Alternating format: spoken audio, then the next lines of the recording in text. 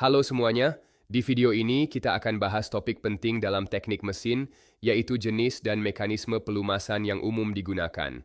Pelumasan itu proses pemberian zat pelumas antara dua permukaan agar gesekan dan keausan berkurang. Zat pelumas bisa berupa cairan, gas, atau padatan. Selain mengurangi gesekan, pelumas juga berfungsi mendinginkan komponen, mencegah karat, dan membawa kotoran keluar. Sekarang kita bahas jenis-jenis pelumasan. Pertama, pelumasan hidrodinamik, di mana oli membentuk lapisan penuh antara dua permukaan logam, jadi tidak ada kontak langsung. Kedua, pelumasan batas, yang terjadi ketika lapisan oli sangat tipis.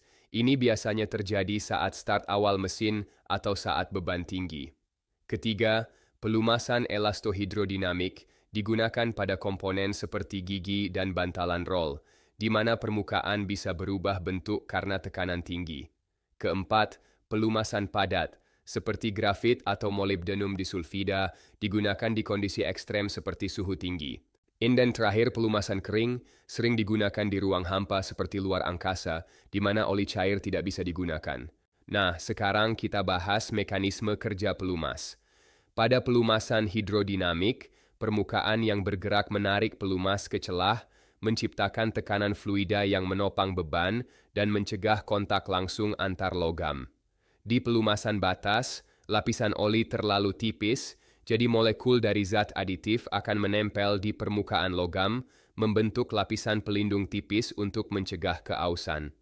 Ada juga pelumasan campuran atau mixed lubrication. Ini terjadi ketika sebagian permukaan terpisah oleh fluida dan sebagian masih saling bersentuhan langsung. Tiap mekanisme pelumasan ini tergantung pada kondisi kerja seperti kecepatan, beban, suhu, dan jenis pelumasnya. Untuk memahami lebih dalam hubungan antar mekanisme tadi, kita bisa lihat dari kurva Strybeck. Kurva ini menggambarkan hubungan antara koefisien gesekan dan parameter pelumasan seperti viskositas, kecepatan, dan beban. Di sisi kiri kurva adalah zona pelumasan batas, di mana gesekan tinggi karena permukaan masih kontak. Di tengah, kita masuk zona campuran, di mana pelumas mulai memisahkan permukaan tapi belum sepenuhnya.